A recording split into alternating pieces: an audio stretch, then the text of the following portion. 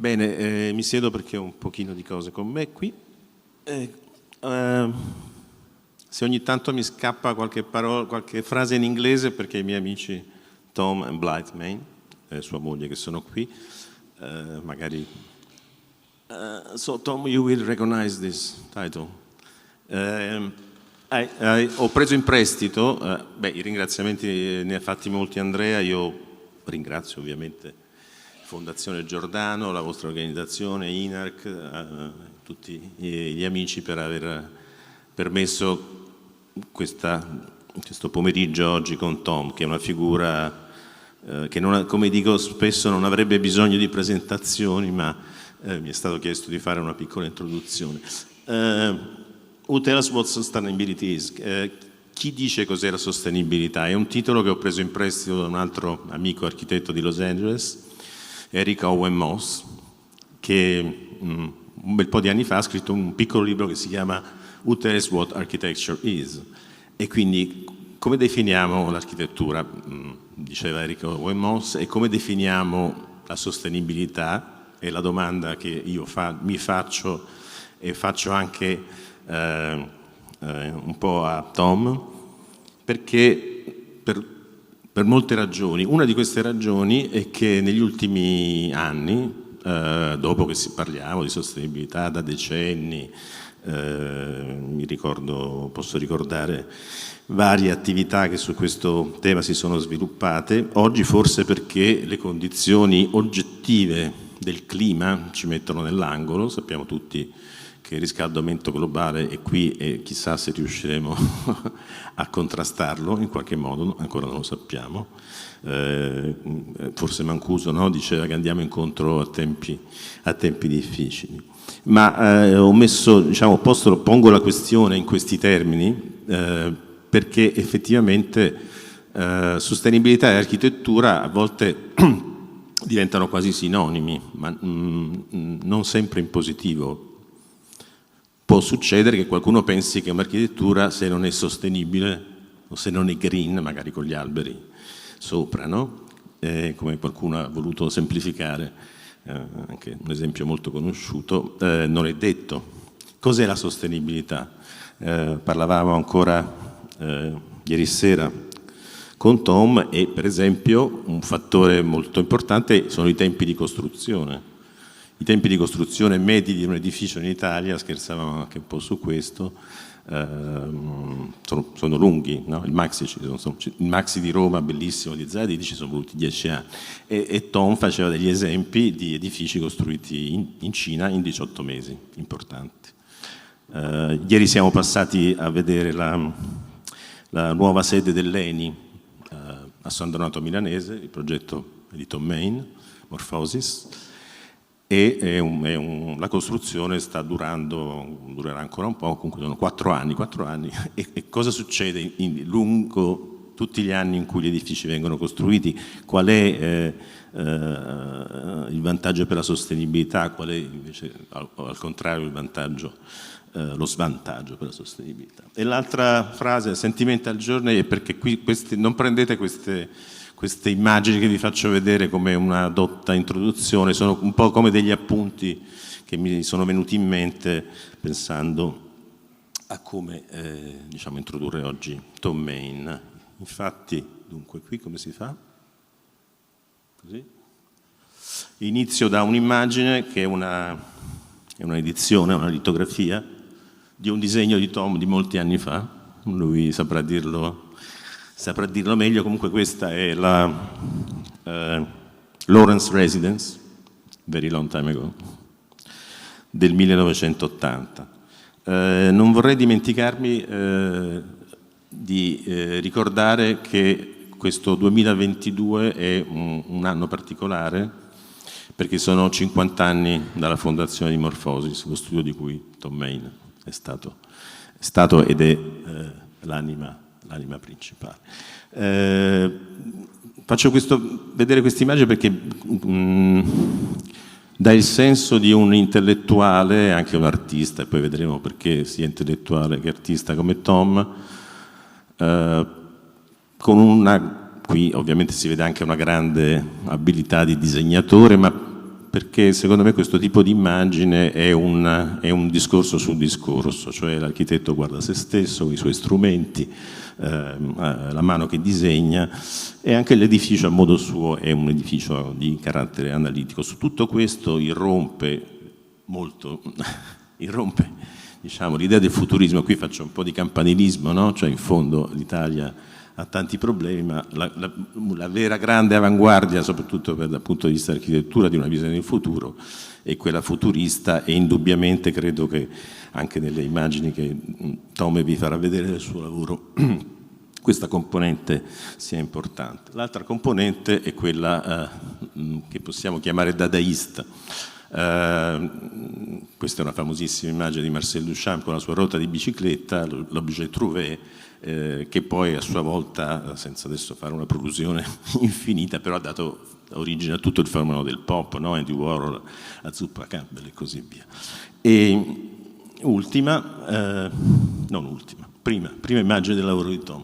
A questo proposito, a proposito dell'idea del montaggio surrealista, no? Il cadavere ski, questo è un cadavere ski, sapete, il cadavere ski è il cadavere squisito, il gioco che facevano i surrealisti, che poi è un gioco che fanno forse ancora i bambini. Si passavano un foglio di carta su cui ognuno disegnava o scriveva una parola, e poi casualmente quello che veniva fuori era un risultato di tipo artistico. Lo cito, spero che Thom non me ne voglia. Andare indietro? To go back? Come? No. Questo? Ok, sì. Questo è un progetto molto particolare, credo che sia del 2012, ed è il progetto che Mayne e Morphosis hanno presentato al concorso per il nuovo campus dell'Università Bocconi. Io mi sento parte in causa perché ho collaborato all'organizzazione del concorso, come forse qualcuno ricorda. Poi il progetto vincitore è stato quello di Kazuyo Sejima e Sana, lo studio. Ma qui è, come dire, torna l'anima intellettuale, anche affezionata un po' a un mondo italiano, che è quello di, diciamo, c'è questa citazione, no, della tendenza, il movimento che almeno così è stato definito in passato, di cui sono, diciamo, stati protagonisti alcuni architetti italiani, tra cui Aldo Rossi, e poi questa architettura tipicamente Morphosis, che poi si sviluppa nella relazione col paesaggio. Il brief per il campus Bocconi era molto complesso, si trattava di intervenire su un'area industriale, ex industriale, che era quella della centrale del latte, ma la richiesta del campus, e poi anche con una forte mediazione e insistenza, la richiesta della Bocconi, e poi con una forte insistenza, mediazione, diciamo, del comune, che allora era sufficientemente illuminato, il tema del paesaggio. E qui, come vedete, Thom lo ha molto ben, Thom e Morphosis naturalmente, il suo studio, che ha circa 80 persone per quello che mi ricordo. Però, diciamo, il tema è, qui abbiamo un incontro, no? E tornerà anche in altre immagini di altri progetti. Questo no, questo dopo. Questo incontro tra paesaggio e costruzione artificiale e naturale, un tema forse antico come il mondo, no? Una casa di Adamo in paradiso di Joseph Rickwert. Qui cos'è che fa la sostenibilità? È il verde, gli alberi, il prato che si muove, o non è piuttosto l'integrazione col territorio, il paesaggio? È un tema che Thom svolge in modo estremamente interessante, ma allo stesso tempo è evidente che c'è una ricerca sulla costruzione molto, molto forte. Questo è un citarsi addosso, dice Woody Allen. Questa è la rivista che io pubblico da alcuni anni, in modo un po' random, a seconda delle circostanze. Abbiamo avuto il Covid, quindi ha sospeso le pubblicazioni, ma ha ricominciato in giugno. E tra i vari autori, di cui alcuni altri amici come Michele De Lucchi, di cui abbiamo qui questo tavolo bellissimo, c'è Thom. Cos'è successo? È successo che, conoscendoci, avendo avuto i nostri contatti in occasione del concorso cui diciamo, la Bocconi ha invitato anche su mia sollecitazione anche Thom Mayne tra gli altri, ma così come Kazuyo Sejima, così come Dave Chipperfield e così via. Ho pensato che sarebbe stato interessante in una rivista che ha delle ambizioni diciamo, culturali come disegno di presentare la parte più avanzata della ricerca di Thom, che è una ricerca, possiamo dirlo tranquillamente, artistica, no? Quella che vedete qui, questa si chiama Provisao. I titoli di queste opere di Thom sono la combinazione, diciamo, in genere, almeno in questa serie, di nomi di diverse città dove lui è intervenuto. E si tratta, diciamo, semplifico molto, poi Thom lo spiegherà molto meglio di me, si tratta, come dire, di una dissezione, di layer dell'architettura che si ricompongono in queste forme e in questa ricerca. Da questo lavoro di tipo che lui chiama disegni, effettivamente drawings, poi nascono dei modelli realizzati sia in stampaggi 3D che in altri materiali e che sono la trasformazione tridimensionale delle sue idee. Questo fatto che le idee, no? Le idee, adesso ci sono dei programmi dove voi scrivete una frase sul computer e il computer genera delle situazioni, dei racconti di immagini. Qui forse c'è una transizione di questo tipo, ovviamente mediata dall'intelligenza di Thom. Qui faccio vedere soltanto alcuni progetti, ma sempre perché si possa capire come Thom riesce a conciliare, no? La natura sperimentale di ricerca del suo lavoro formale e quella dei luoghi. Questo è il Giant Interactive Group a Shanghai, che è stata tra l'altro, credo, mi sembra di ricordare, una delle pubblicazioni che abbiamo fatto su Domus nel 2000, insomma all'inizio degli anni 2000. Ed è viene definito un villaggio compatto, no? È proprio la base del concetto dell'edificio è questa integrazione tra strutture e paesaggio, tra l'altro in una localizzazione straordinaria come quella che vedete. E così anche questo progetto per uno sport park a Pechino.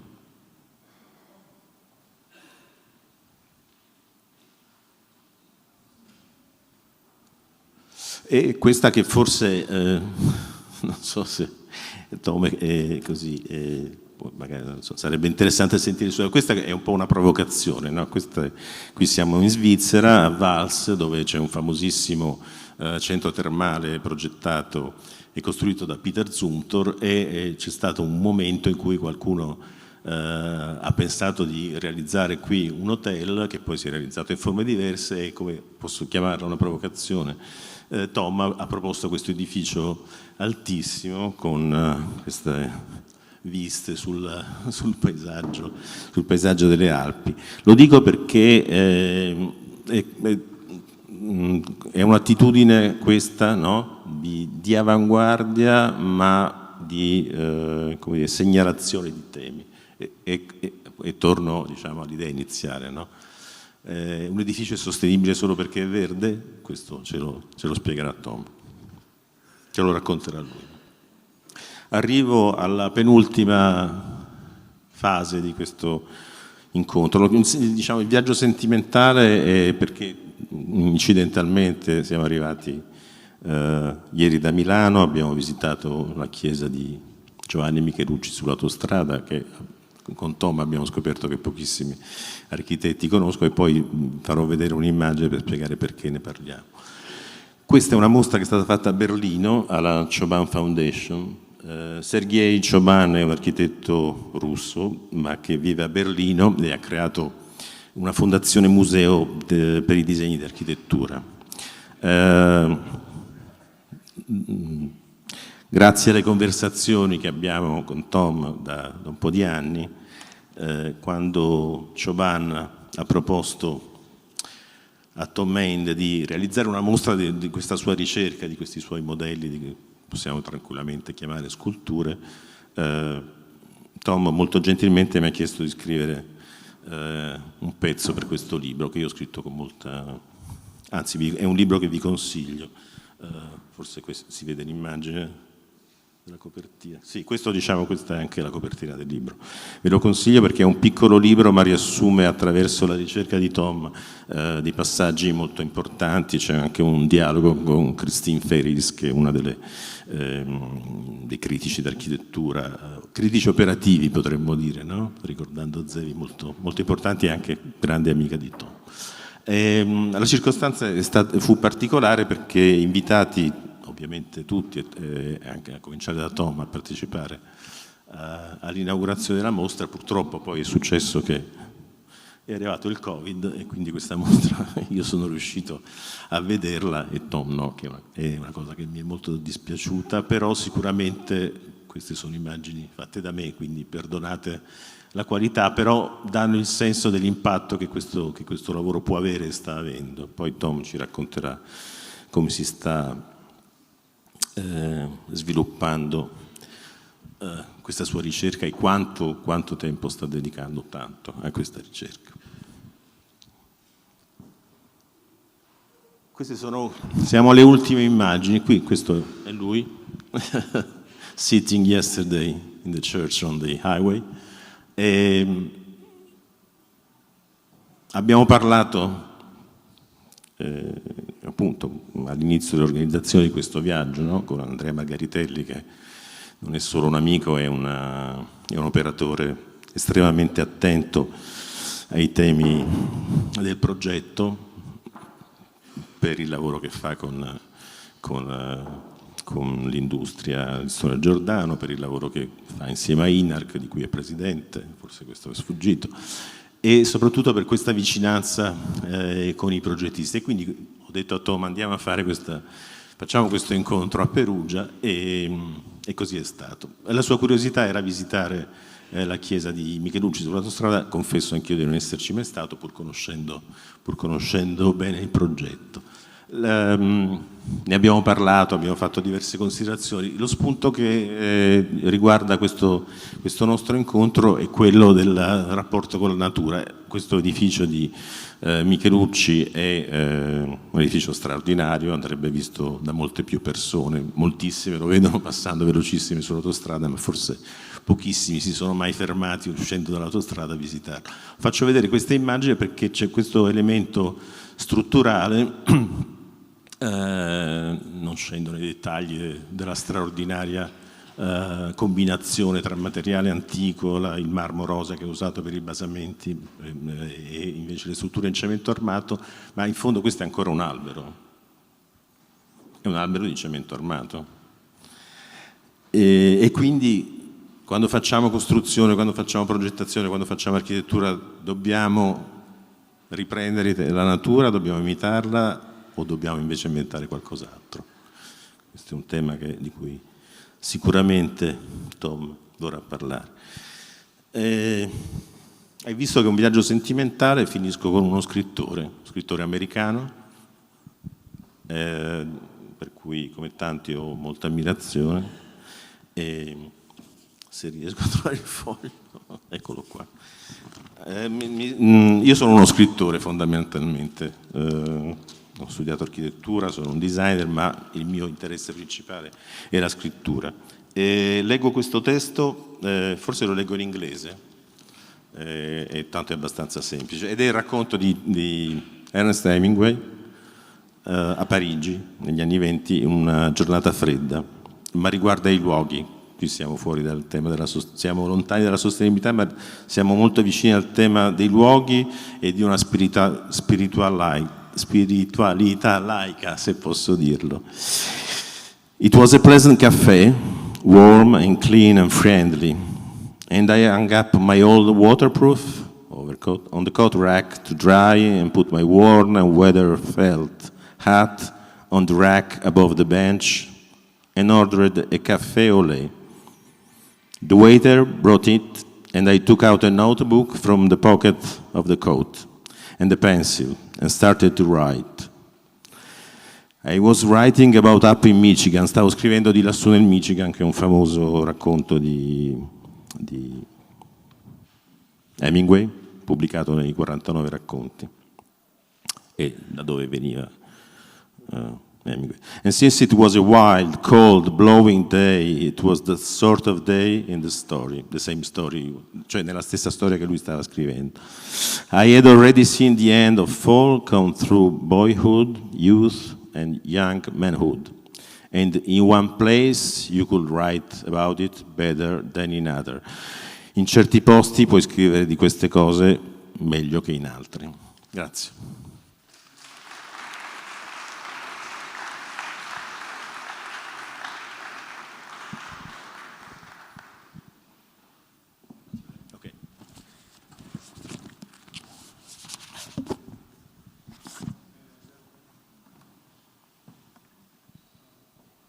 Thom qui. Non sappiamo dove. Who knows?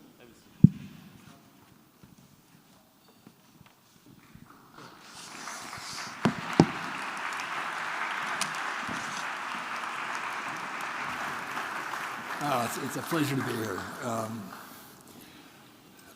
Because you showed the last slide, I have to say, the Autostrada Chapel, I was completely unaware of until recently. And it's amazing to have practiced architecture for a certain period of time and to see something completely new. We discussed it at dinner last night a little bit. And it's just an extraordinary piece of work that's going to definitely, I'm going to be working with for a while. I'm going to use, this is going to be a kind of a relaxed kind of conversation. We've known each other for a while. And I'm going to use, and I was not prepared other than the broader conversation of sustainability. And I'm going to use your title for the whole nature of where is sustainability as a topic today in architecture. And I'm going to move very quickly through a 20-year, a 2-decade framework of this subject as it starts in the beginning of the century, at the end of the last century. And, but I'm going to move very quickly because I want to get actually just to one question that we're going to discuss that we'll have some time to talk about. And, but it's going to be very much connected to two broad issues.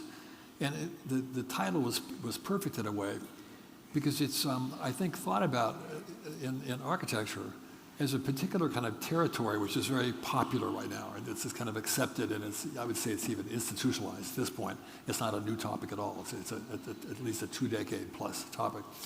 But I'm going to say that other than the performance aspect, that we produce buildings that operate performatively and that they operate within a macro thinking. They operate within the nature of the influence of a single building as it operates within the city, within its urban context. But I think more importantly than that, and what I'm going to try to make a case for at the very end, is it starts reestablishing a whole method of thinking.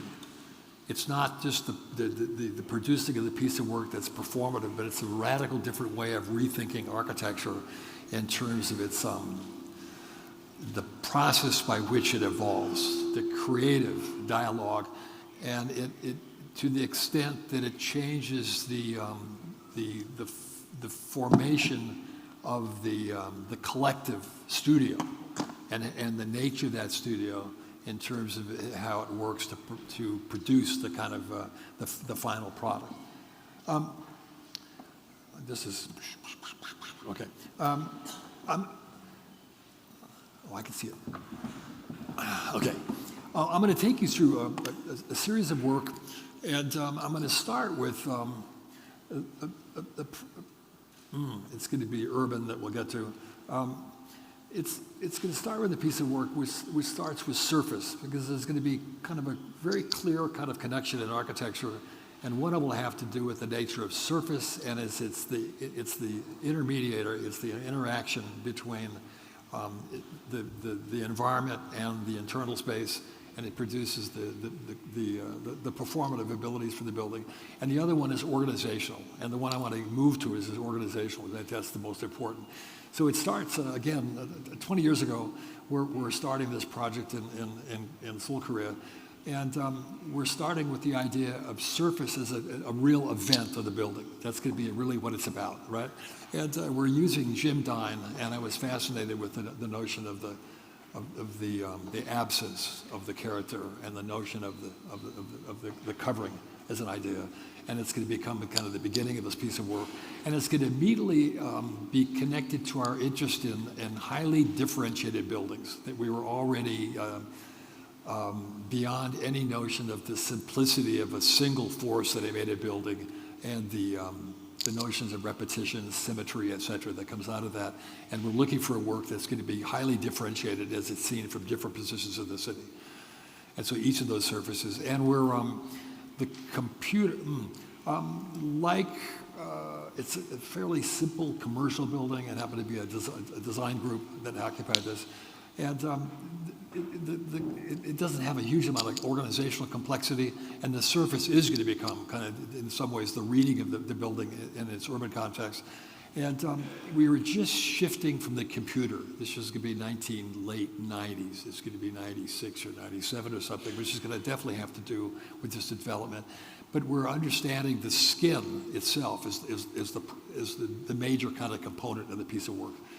And it's going to develop this. And it's going to immediately start moving us into different material languages that have to do with translucencies, et cetera, that have to do with the performative characteristics of a second skin. It's going to lead us into aesthetic qualities. I've never had any interest in approaching a building aesthetically, and the look of the building, it comes out of the thinking, and I have no interest in any kind of a continuity of developing a style or a look, right? And I'm quite ambivalent, actually, about the look of the thing when it's done. That I myself look at it going through the process and have different agreements whether it's something that pleases me or not in aesthetic terms. And so we start a government building in Los Angeles, and now the performance is taking on a very different role. It's not working? Sounds like it's working.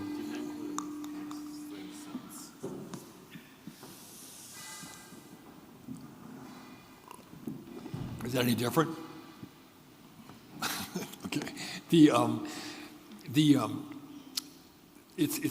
It's moving. It represents the state of California, and it's a government building. And all of a sudden, there's another kind of, let's say, ethical kind of position as an architect, that you're representing a building that's built by a governmental agency, and it needs to perform and operate under terms that make sense in terms of energy use, et cetera, right? And it happened to be a kind of a very straightforward building, but it's facing west, and so the skin now became highly performative, and it's moving into the territory where it's really operational in terms of a little notion, and it's going to, it's supposed to move. Yes. It's going to be operational, right? And it operates. And if you know Jean Prouvé, I'm picking up on a set of ideas that were taking place in the middle of the 50s by people like Prouvé. And this notion of skin, of surface, is becoming kind of primary as an idea, and it's occupied. And I'm interested in the human character as being part of that occupation. And it's highly kind of performative. So the south face, at this time, it was the largest photovoltaic kind of surface in the United States. But the building now is the science of architecture, right, is now kind of very much prominent in this piece of work. And then with that comes other, the real focus of the work was public space, and public space in Los Angeles, which is a very, very different kind of set of notions than it does here. And it was activated we're working with a light artist, and it's becoming very much part of a Los Angeles kind of notion of performance, and the notion of film and surface, et cetera, that turns the performative service that's operating environmentally into something cultural and social. And that has a dynamicism that'd be parallel. And then again in San Francisco, we're producing the major federal building representing the U.S. federal government in San Francisco. And we're now also shifting the method of working. We're working through the digital world, and it's moving now into the way we produce the modeling and the development of the project. And it's going to change the way our studio is working hugely. And again, if I'm speaking to architects out here, this is going to be literally the turn of the century. And what's taking place now that's really incredibly important in architecture is the amount of information that's showing up very early in what we call schematic design, in early conceptual thinking. There's an immense amount of information. It's the advance of the formal language through the digital world, and it's the radical advance of the amount of information that's showing up, right, with complex projects. And again, going back to the first project, the notion of this double skin is going to become prominent. And at this point, I think, if I remember right, I got interested in the didactic notion. You can do this to some degree with high-performance glass, but I'm not interested in that. I'm interested in the notion of that it's understood that we're producing buildings under very different performative notions, and we understand the importance of sustainability at a global level, which again today is just common knowledge, right? It's nothing new at this point in time. And of course, it allowed us huge rethinking of the notion of facade. Again, I was educated when facade was proportional and it was solid and void, and I'm looking at Corbusier, at Chandigarh, et cetera. And all of a sudden we have surface, and we have a complete different kind of set of opportunities, which became kind of evident. And then with that, it comes a broader notion of sustainability, which connects to health. And so we're using a skip-scop elevator, and it goes on, all the kind of traditional kind of notions. And it's very much based on social space. Literally, kind of everything I've done is interested in the relationship of things, not objects, but the relationship between objects, and that relationship having to do with human connectivity, right, and various types of social space. Because here, the meeting spaces were literally coming out of the building and sitting in the plaza. You were part of the city. And of course, this is San Francisco. And San Francisco is well known for its kind of micro social public spaces.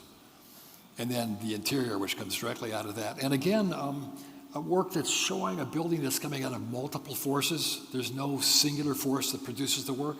And it's interested in the accretional nature of city making. As I'm walking from the hotel to this space, and I'm looking at the nature of the city as it develops over 1,500 years, whatever the plus or minus, et cetera.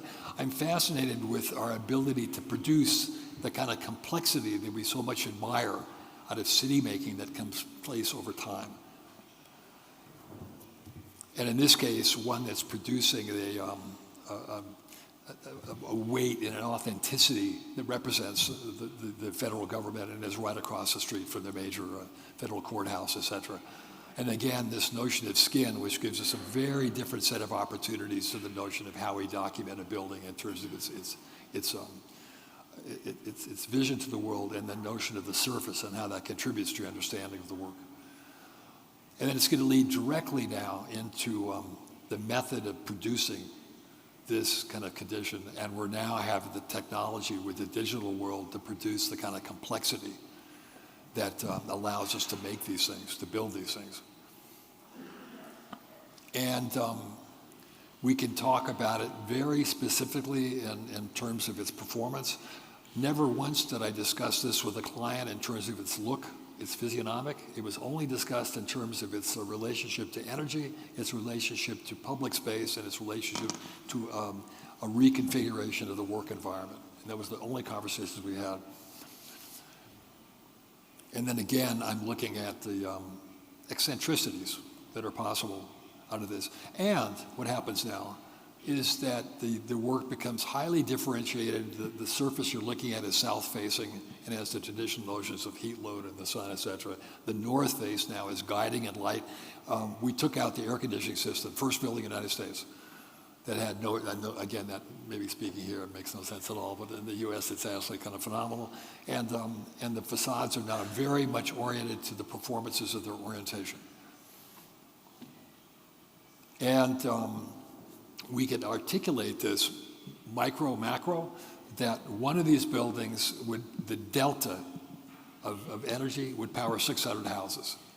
And we can now take that and take it further. 10 of these buildings would now be a town of 24,000 people, right? And we can quickly kind of understand the relationship between the individual active building, right, and its relationship to the broader community.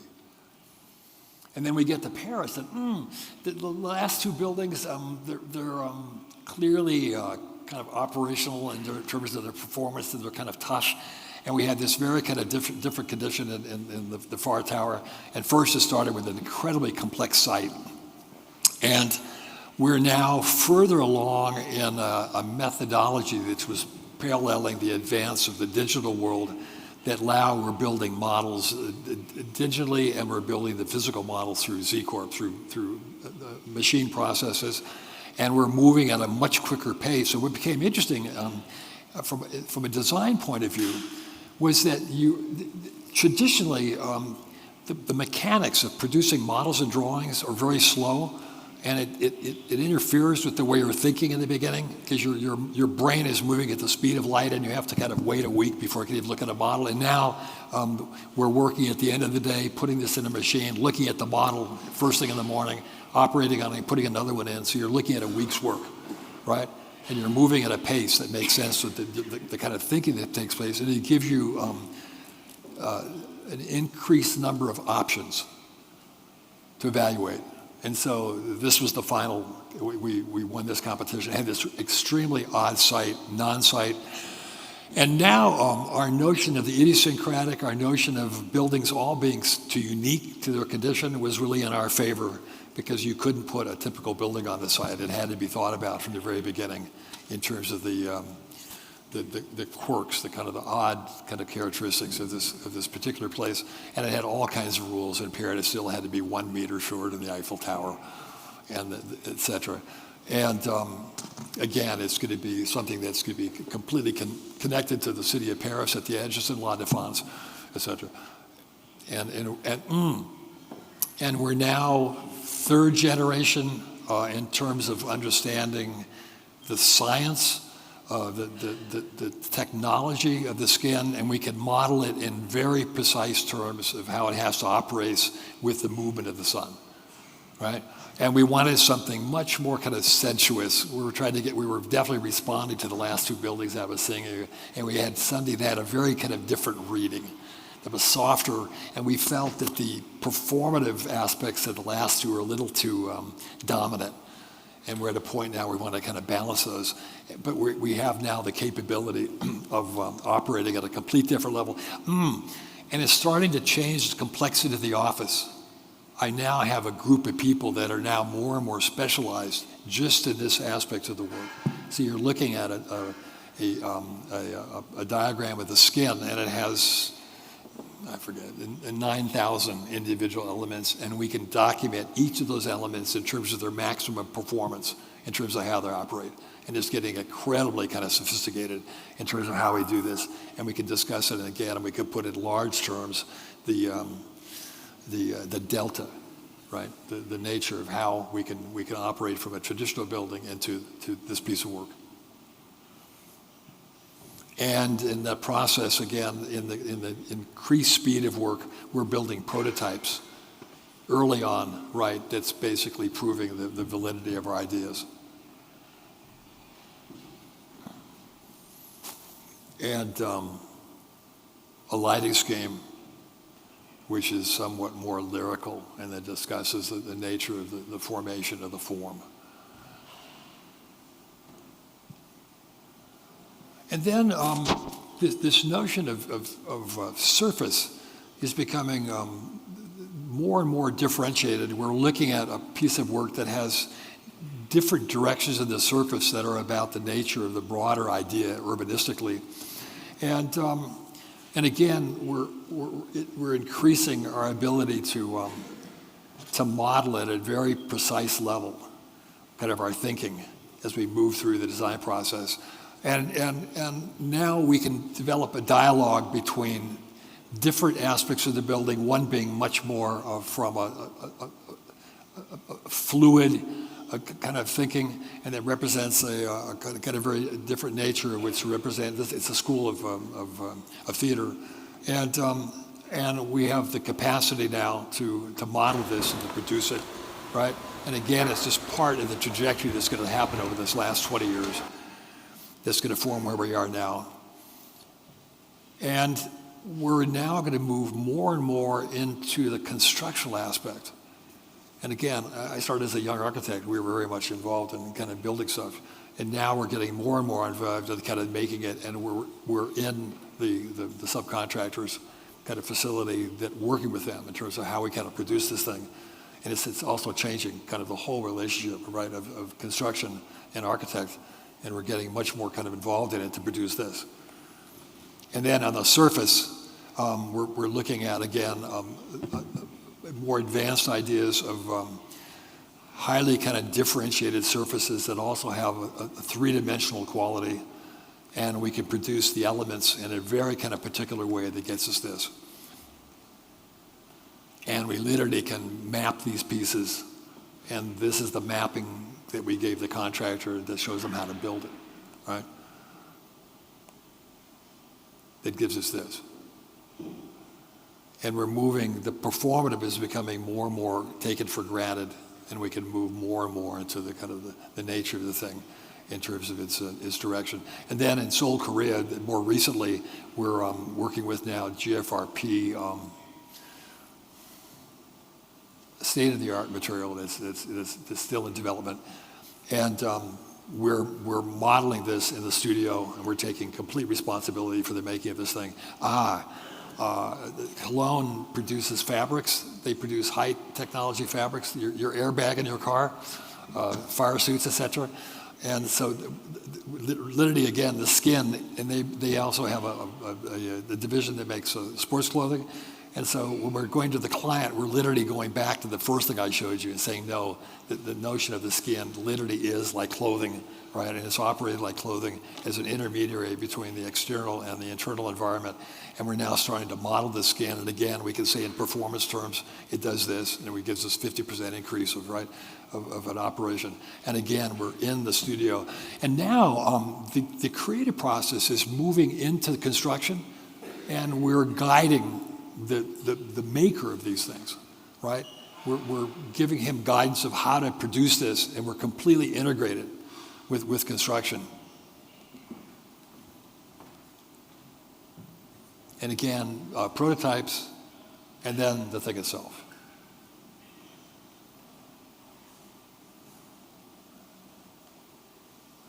And then the interior has another skin that is the lobby, and we're using the fabric that comes from the client to make the skin. The space is it's the height of Notre Dame.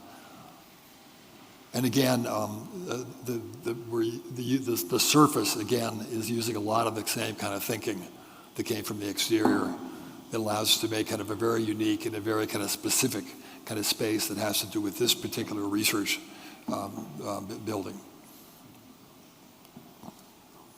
And these kind of odd things, building a Casablanca, and a Casablanca, the modernist showed up. Shadwoods was there in the 40s and with Corbusier, and it's going to have very much to do with kind of an indigenous idea of the second surface. And then every once in a while, the technology comes back. They wanted this is the Bloomberg building for Cornell in New York, and they wanted a zero energy building. And all of a sudden it comes back where the surface of photovoltaic becomes prominent, and where the dominant direction of the form is coming directly from the performance. And it becomes kind of extreme at that level, right? And it would be somewhat kind of unique. And then with this very kind of complex skin, and it's highly individual, where every one of those elements reflects the sun in a different direction, where we're literally making the tools and developing the software to produce the piece. So we're totally integrated with the process that gives us these types of conditions in terms of surface. And again, we're still totally focusing on buildings that the surface becomes kind of the primary kind of element connected to this notion of sustainability that we're talking about. And then it's just a little transition. It'd be impossible without a ridiculously long lecture. We're doing macro work, and we're doing a study of of energy uses in Los Angeles, a metropolitan area of 18 million people with UCLA. And we're spending 3 years working with an enormous team we're heading up. And we're looking at the relationship between single architecture and its relationship to a city making. And it's going to have, there'd be no reason going through it other than I can tell you that it allows us to understand very specifically the implication of how we use energy, how we use water resource, et cetera. And it starts focusing us the importance of the individual act of architecture within a macro environment. And then there's going to be this what am I going to show here? Oh, there's going to be this kind of transition. I just came from Milan, and we've been working this thing for quite a while. And it's funny, we won this competition. It's the ENI headquarters, their campus. And we won it because we produced a fragment of a city on a piazza. And everybody else produced kind of object buildings. And we were interested in the relationship of the public space as a connective tissue, et cetera. And now we're going to shift into a very different attitude where the notion of sustainability is starting to formation a whole idea of what architecture is. And we got very interested in the notion of petroleum, of oil. It has to do with organic strata in geological terms. And we were mapping that strata, and that turned into these models. And we're going to look at kind of an architecture that's seen in geologic terms. There's kind of layers, right, of various formations, et cetera. And it's going to produce this. And then it's going to, that strata in terms of the architecture is going to start having to do with this differentiation in terms of the surfaces and an idea of the formation of those as we translate it into architectural form.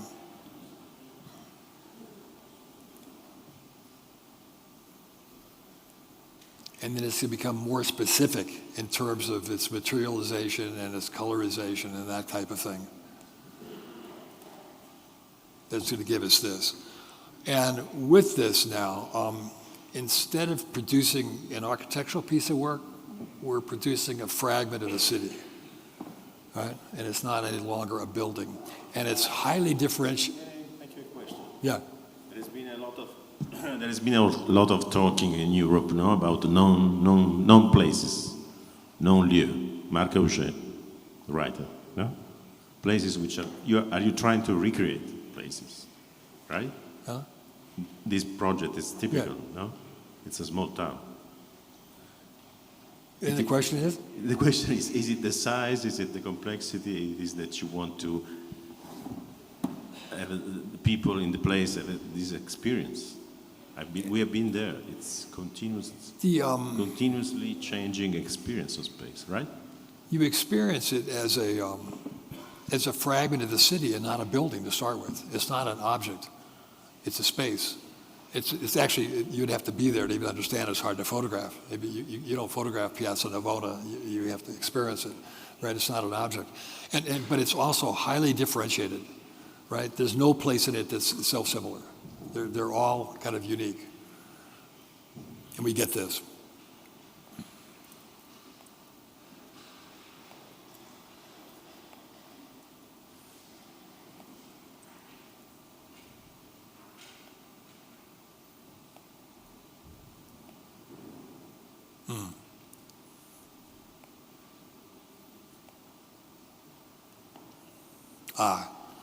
This is what I'm going to get to, where the notion of sustainability, architecture and landscape merge.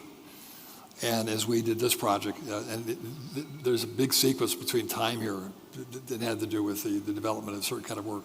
This is the school we did, and it was one of the first projects where we were really understanding architecture as forming Earth, as the formation of the site itself. Right, and that diagram on the upper left was what I showed the client, and we're literally shaping the site, right? And then right after that, we had a piece of work in southern Austria, the Hupa Bank, And it's very much, again, although it's a hybrid between typology and morphology, is very much about shaping kind of landscape. And the notion of skin as an isolated kind of element. And then again, in Udina, where the building is part landscape, part building, and we're producing this surface. Again, the articulation of surface. We're producing this second surface that you move. You're literally moving in the ground, right? And out of that allows you to have different visions of the broader kind of organization, which leads you to the interior. It's a direct connection between exterior and interior. And then 8 years ago, we were able to kind of connect this idea. And now what's taking place is the drawings you're looking at. I've been continuing working on drawings that are interested in rethinking organizational ideas. Because I would have thought that is the primary interest of architects today, is kind of how we organize the world. And it's going to challenge classical thinking. There'll be no notion of symmetries. There'll be no notions of repetition in a literal sense. It's going to follow a model that's much more connected to the natural world and the organic world. And the drawings are leading me to ideas of producing highly specific organizations which are coherent, but which operate under more complex rules that have multiple systems that produce them. And this is going to be it's a research campus in Shanghai, and it's now incorporated in the office. The technical stuff comes with it. We're developing it at the same time. We have a studio that's now kind of focused on this, and we're producing that. And you saw one of the slides. And now everything here is occupiable space, and there's a complete merging between what seems to be nature and what is building. And we're looking for a new kind of hybrid, and part morphology, part articulated typology, let's say, that allows us a very, very different direction. And it can operate both urbanistically and produce public space. And it's totally differentiated. There's no section that's self-similar. As you move through the work, everything is constantly changing, but changing within a system that makes it understandable. And it's operating with huge notions of chance behavior, which again would be a separate topic.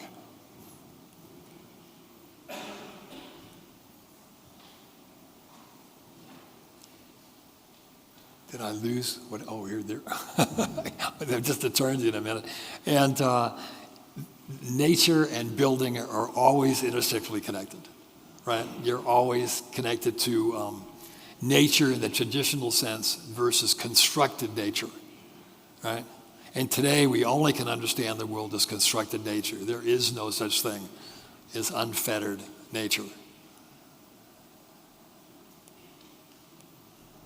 And to end the conversation, and hopefully the beginning of the dialogue, the pieces that you were looking at, the three-dimensional paintings, are interested in looking for new organizational types, right? And then you can see from this thing, it's direct connection to a competition we won for a park in Beijing, and it's allowing us a beginning of a thinking of an organizational idea, which is quite, is pushing us in a very, very different direction, and is looking for something where building constructed nature and nature that's real nature are merging.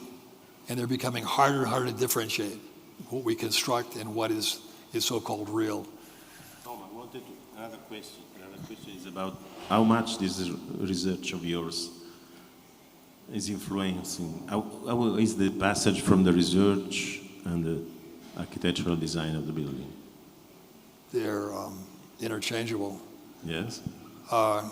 It's not like I do research in the morning and do the work in the afternoon. It's just continuous on both things.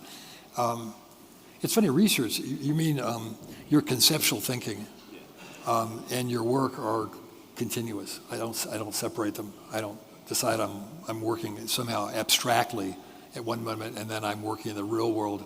They're absolutely kind of connected. So that the two are singular to me. And when I'm working on that is not that different than working on the abstract pieces. I'm still thinking in those terms, but I now have layers of performances in terms of kind of how the thing operates. And then the most recent, another competition we just won, which represents kind of the conclusion of this, in terms of it's shifting definitely the direction of the architecture that connects directly from the 3D drawings that you were discussing. And then finally, it would begin maybe the more substantial conversation. It's about city making and urbanism, and it operates as the economic aggregate gets larger and the projects get increasingly larger in scale, all right, that we need more complex operational strategies. Because what I'm interested in, you're shaking your head, is the complexity that produces the nature of increments of cities and the strategies that are used. Everything I'm interested in that I've talked to you about are interested in methods of organizing hugely complex constructs. That out of that comes an understanding of the need to operate multiple systems that you can produce something of coherence. And then again, something that has coherence that'd be parallel to my walk from the hotel to this space. Literally, I'm walking to that space and I'm looking at something that took place over X amount of years of history, and it's filled with chance behavior and not formal design. For me, that's the least interesting.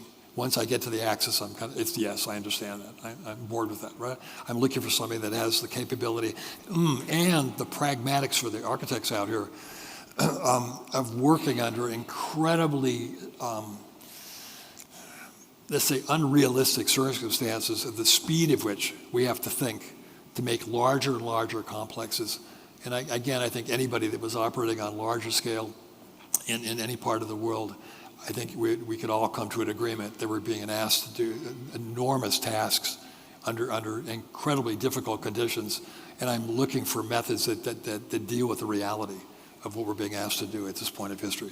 And these are definitely the most compelling projects of our future.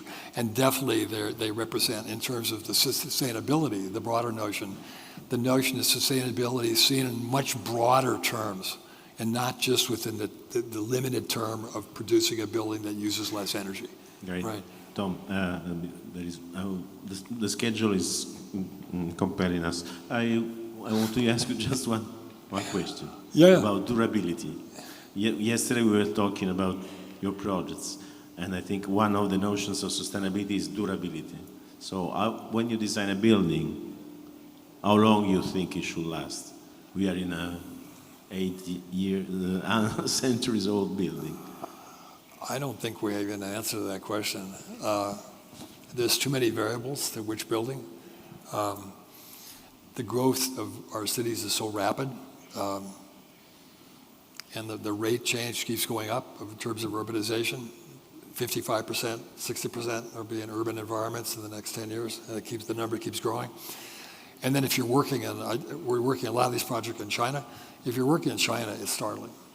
100 years from now, the history will be written, will be phenomenal. They're moving 500 million people from rural, 5th century rural environments to modern cities. And they're doing it at the speed of light. And it really challenges your notion in terms of time that I would think the answer would be we don't know.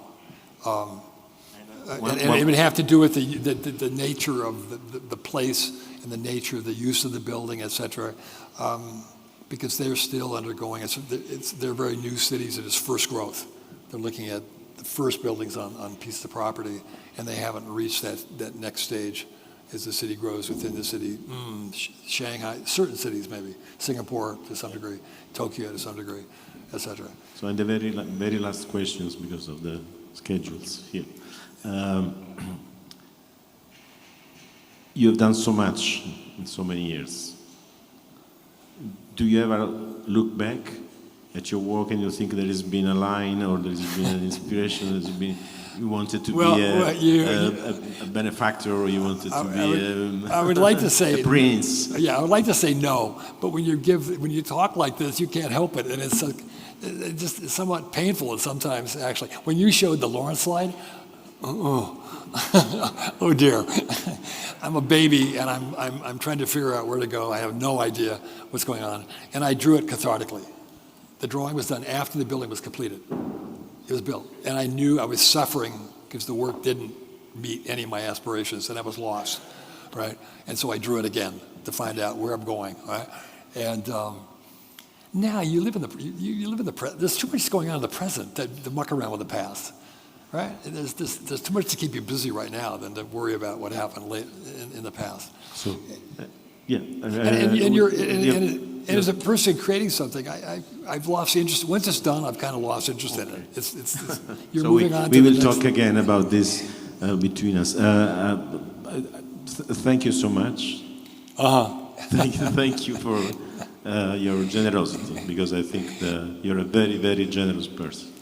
We were just chatting. I was coming down from Vienna, and we chatted. He said, "Oh, why don't you come by? We'll have a chat here." I had no idea this is a chat in front of this audience, but it's always a pleasure to talk to you.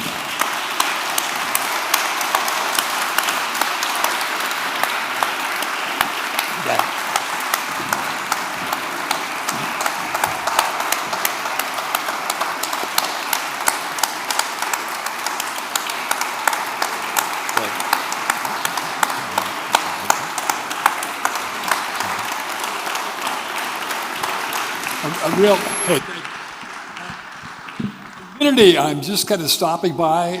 We had a nice dinner last night. I'm running to Rome to have dinner with a friend. And it was lovely to have time to spend here, right? And again, the second time for us. Okay.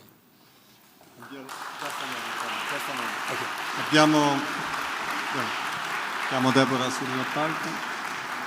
Davvero abbiamo un ringraziamento di cuore, credo a nome di tutta la sala, Thom Mayne, per essere stato qui con noi, e oggi abbiamo il piacere di consegnargli come Istituto Nazionale di Architettura il riconoscimento di socio onorario dell'Istituto Nazionale di Architettura, che è stato già consegnato prima di lui a Renzo Piano, a Guido Canali, a Luigi